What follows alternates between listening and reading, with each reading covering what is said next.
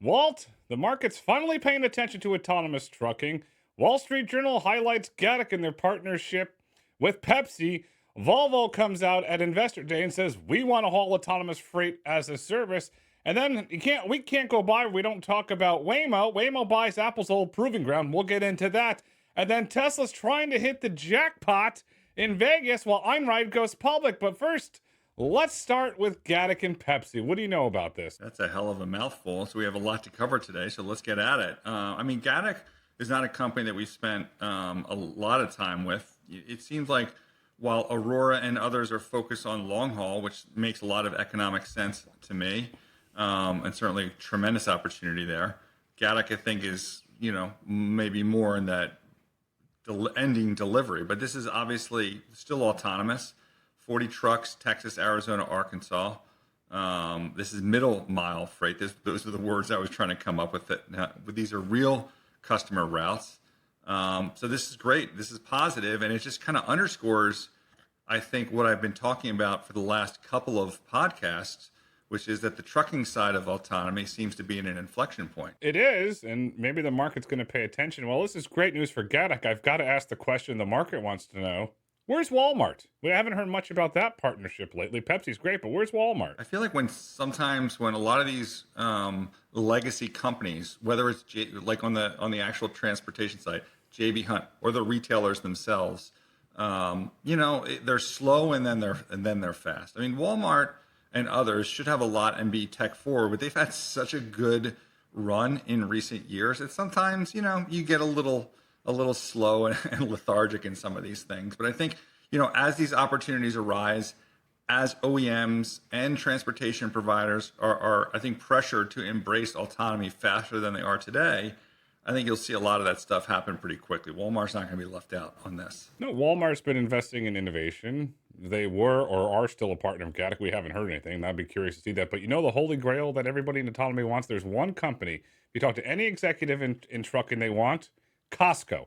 Everybody wants to haul for Costco, and Costco has not engaged with anybody. That's the one to watch. If Costco works with somebody, that's a big signal. The question, though, is why don't these large companies maybe put some development dollars ahead? It's only going to benefit them in the long term. You've got trucking companies that still have financial needs until they can hit scale, right? It's still an open market in that regard. It's a challenge, right? You will find, obviously, some of these companies will fall by the wayside. So capital becomes a critical issue there. So if they want this to, in fact, succeed, maybe, put up some of their dollars to help this ecosystem. We'll see. Then Volvo is putting some dollars into their autonomous systems, what they call VAS. What did we learn about that at their investor day? First of all, to you and I and to our listeners, this is not necessarily something new, right? We've talked about Volvo Autonomous. We've referenced Sasco, friend of the pod, in terms of this kind of, I don't want to call it a pivot, but basically rather than just selling trucks, being autonomous transport. Now, there has been some questions within the industry. If you're like, hey, you're going to compete with me and you want me to buy your trucks.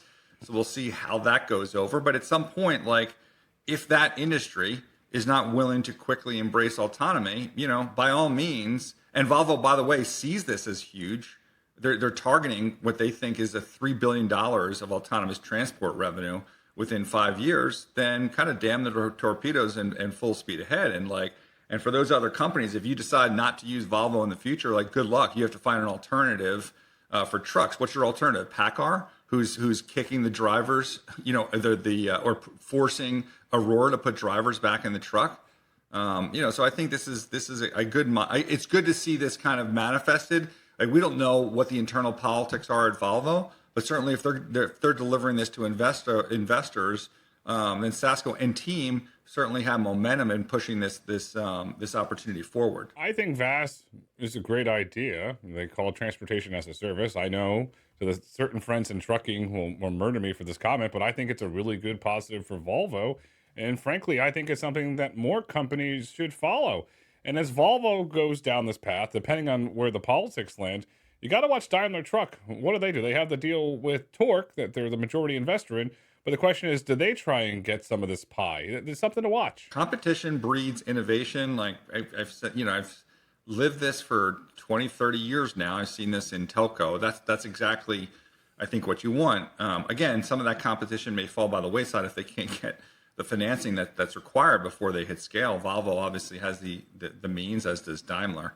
The other thing to kind of highlight here is Volvo's using Aurora as level 4 system. So these trucks that they're talking about in Q1, this is just yet another positive for Aurora and their kind of step forward here. And it's just a heads up. I mean, they will be hosting Aurora, that is, investors down in Dallas come this fall, presumably to kind of profile some of these new systems that they're working on, whether it's with the international trucks that they're upfitting or Volvo, we don't know. But certainly, there is a certain amount of momentum that's occurring at Aurora. Yeah, and I think over time, it'd be really great to get a true understanding of how the relationships works with the virtual driver.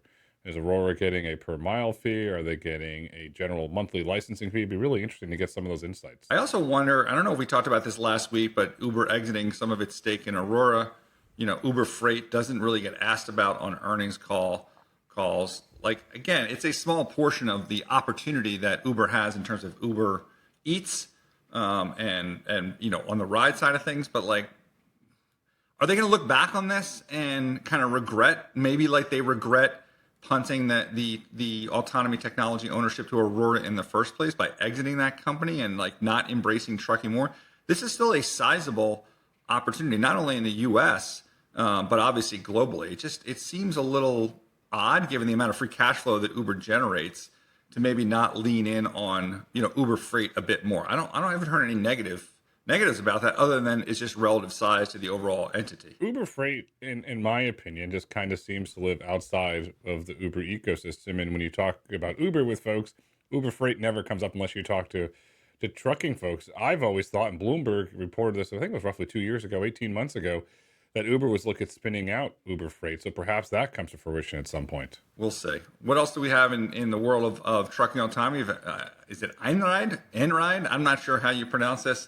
We've met them before. Solid team. Ticker now is ENRD. Another one of these SPACs valued again in this ballpark $1 billion. And they combine electric trucks, autonomous vehicles, and logistics software. Thoughts on the role that Einride plays in the market? I don't know, and I'm saying this very nicely. I'm not saying this to be derogatory. I don't understand the type of company Einride is. I view Einride as a platform company. They have the charging infrastructure, they have the electric trucks, they have the autonomous. I view them more as a platform. I don't necessarily view them as an autonomous trucking company. I view them as a platform company. I mean, when I first met someone from Einride a couple of years ago now at Forward Fort Worth, my takeaway was they were primarily electric truck, right? I mean, that was the shtick, as opposed to logistics software or autonomy. So, we need to do more work and learn more about what the opportunity there is. But again, another competitor in the market. Everyone fighting, right, for investment dollars, and not many of them having runway, beyond a year or so. So that again becomes a challenge. You can have good product, but you need to continue to fund until you can get to free cash flow positive, which for many of these companies is years off. It seems to me, and to give a shout out to our good friend Ryan Joyce, who runs Genlogs. He's the gentleman that tracks highway, so you cannot misbehave on the highway because Ryan will find you in the Genlog software. Over the last 90 days, Einride has not operated on public roads in Texas. Where have they primarily operated? California. What does that signal? Electrification, not autonomy. I guess. I think we'll have to give them the benefit of the doubt until we learn some more. Obviously, they're going to want to have to talk up a good narrative, for their entry into the public markets, which tend to be a little bit more, discerning than maybe private market investing. In any event, let's move on to out of trucking, huge opportunity, inflection point, back into the world of moving us all around in terms of robotaxis. We have Tesla now filing for a Clark County robotaxi permit. This is Las Vegas, for those that don't know where Clark County is. It includes the airports, requesting up to 5,000 vehicles.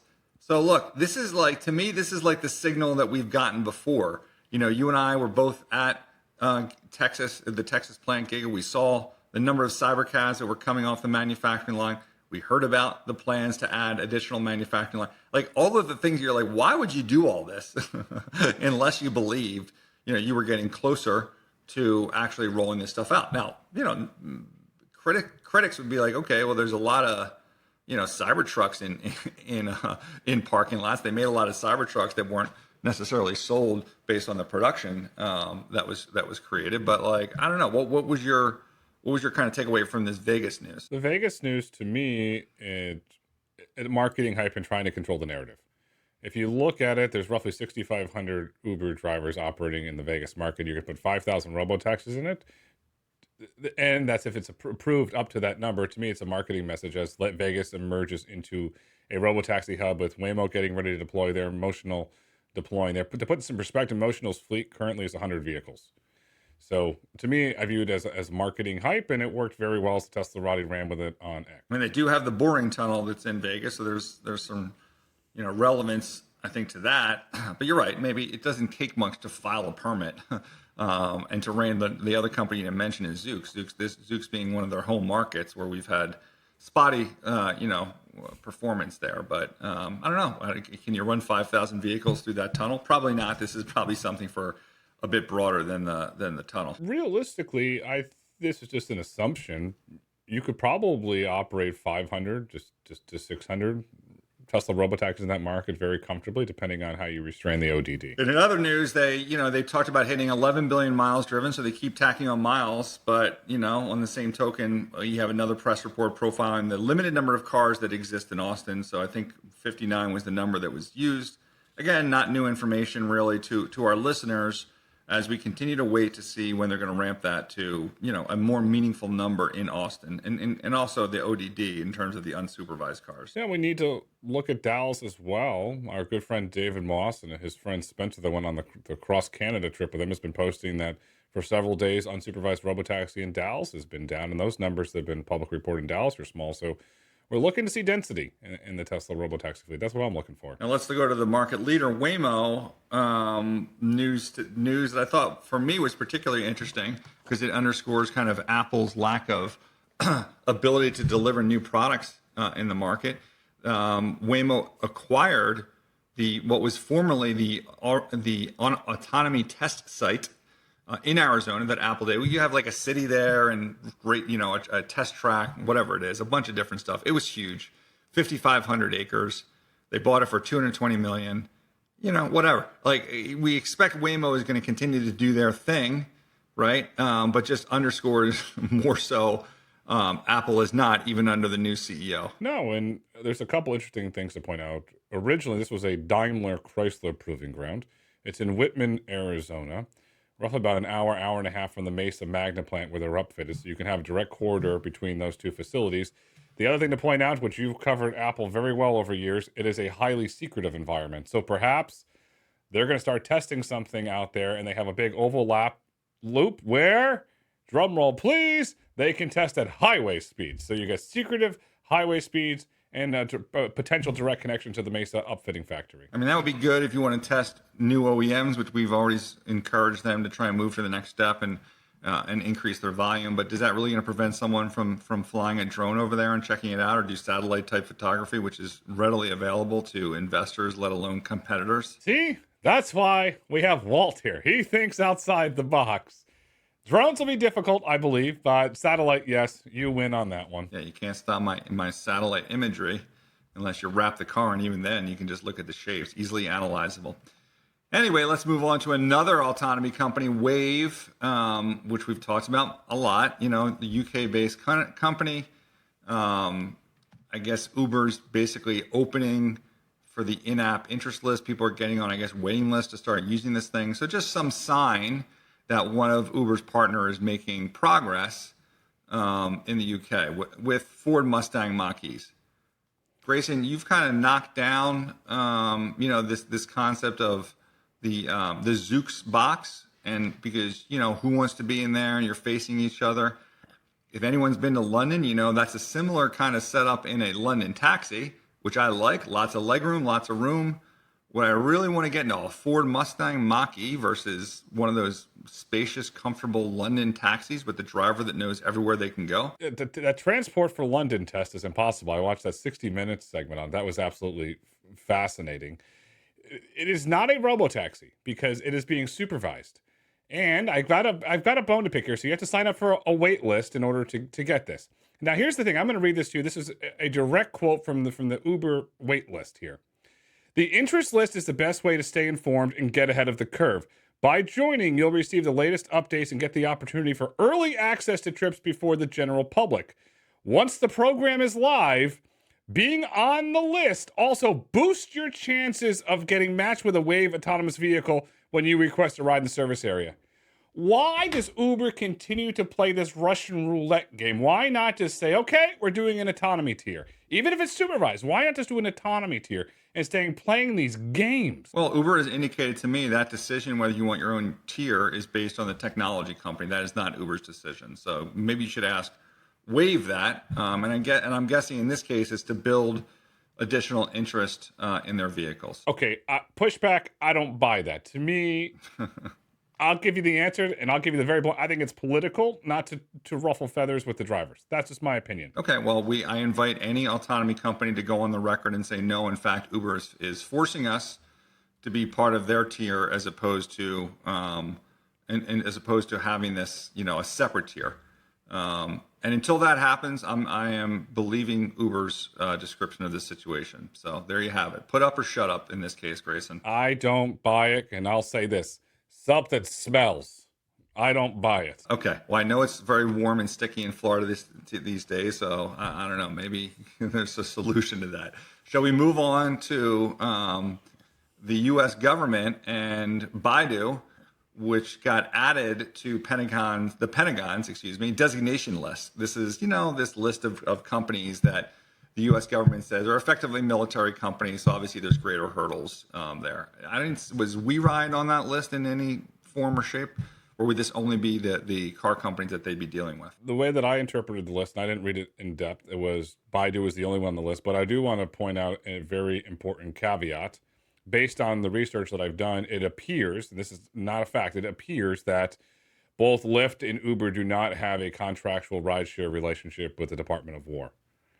So if that's true, which again, I'm making an assumption, that it wouldn't really have an impact outside of political. They would have no meaningful financial impact, but politically it would have an impact. Okay, so, and I don't think that just because we're not allowing Baidu in this country, this is going to complicate Uber and Lyft's Baidu partnerships. I mean, I think you and I both have discussed like, hey, should an American company in Uber really be, supporting Chinese vendors internationally? Yeah, there's potential risk there. It feels like it's pretty low on the priority list right now. I don't think the government's reach, you never know, could change over time. Could also change the other way, where Trump allows Chinese vehicles in this country. I just don't think that like Uber or Lyft is going to get any stick from the government, U.S. government, in terms of partnering with Baidu or WeRide or Pony or others outside of the United States. I still think it's a risk. It just really depends on geopolitics. And as we know, geopolitics are one truth post away from changing, as it does rapidly. All it takes is for President Trump to put one truth post out, blasting it, and then you've got a very big problem. So we'll leave it at that. Until 10 minutes later, and the next truth post comes out, and all of a sudden you're seeing Chinese vehicles, electric vehicles on the streets of the United States. Well, now, the best post that I want to see? Walt is my friend. That's the truth post I want to see. I'd frame that in my office if President Trump said, Walt is my friend. All right, Grayson, speaking of non-U.S., give us what's going on the foreign autonomy desk. Bolt, Pony, and Stellantis are getting ready to test robotaxis powered by Pony in Luxembourg. So as we've talked about on many episodes, Chinese autonomy is slowly creeping into Europe, and now it's accelerating. Not exactly the three brand names that I would put at the top of my list, but okay, good luck in Luxembourg. How big is Luxembourg again? Is it as big as Maryland? I don't know. I've heard all sorts of things. It's the size of a stamp. I've heard that one before. It's very, very small. And by the way, and I do know this for a fact, they actually have a walking trail that you can walk from one side of the country to the other. So that I do know. I'm sure it's not that hard given the size.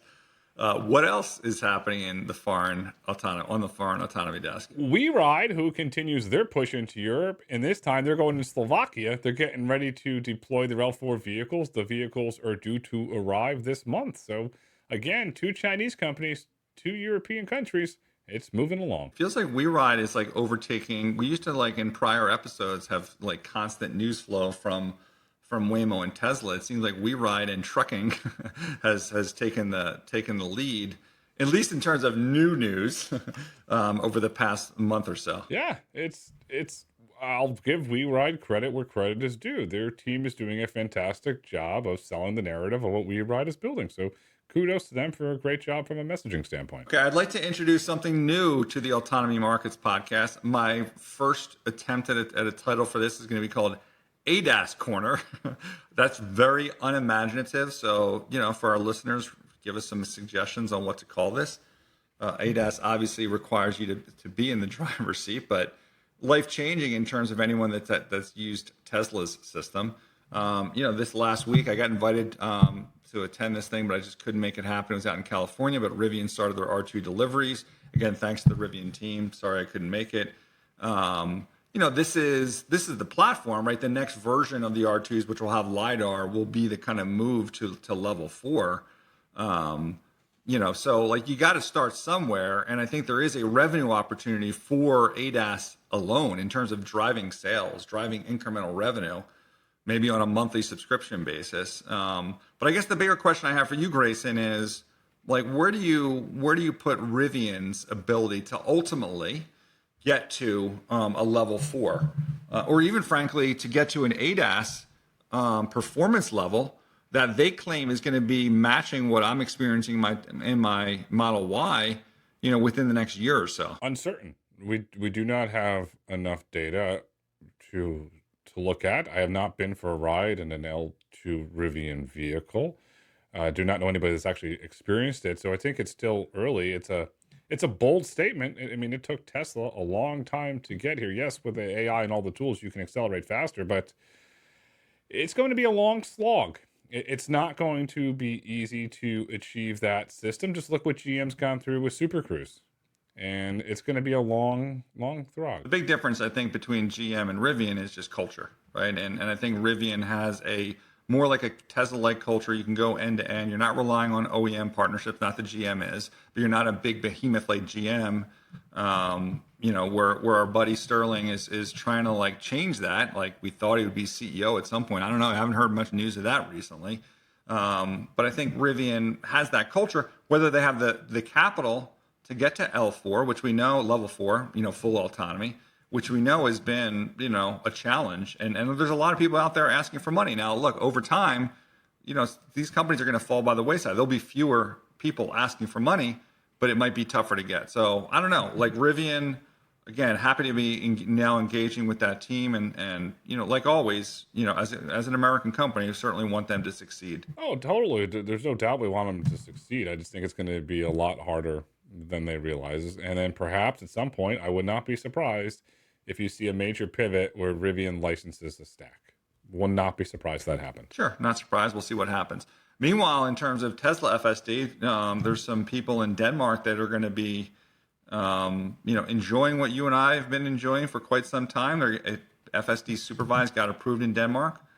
So Grayson, we're all about field work. So I decided I'm going to fly to Denmark. So I will be in Denmark in a week. So I'm going to try and maybe educate people there. I don't know if I'll be able to get into a Tesla in Denmark, but hey, any listeners in Copenhagen, let's get together, have a coffee, have a Danish perhaps, and good luck to Tesla in getting some penetration of full self-driver users in that country. But you're going to Denmark, and I can't help but bring it up.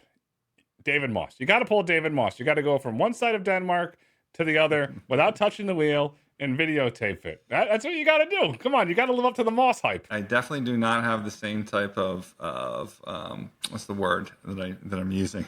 I don't know. Tenacity, I guess, as David or his peers. Maybe Luxembourg, when they launch in Luxembourg, I'll hop in a Tesla to go across Luxembourg, which I guess is like a 5-minute ride. But nah, I think I'll just hang out and have some Danish instead. He takes the easy way out. No. David, I'll go with you over to Denmark and we'll do it together. See, that's how you do things. Let's move on to Lucid. What do we know about Lucid and their new ADAS system? So they added Gravity, the Gravity, which is the new car, and the future for the Uber Neuro platform, which again, to restate, Neuro hopes will be driver out and commercial with Uber by the end of this year in California. But the update from Lucid is like, they'll have a level 2 ADAS system.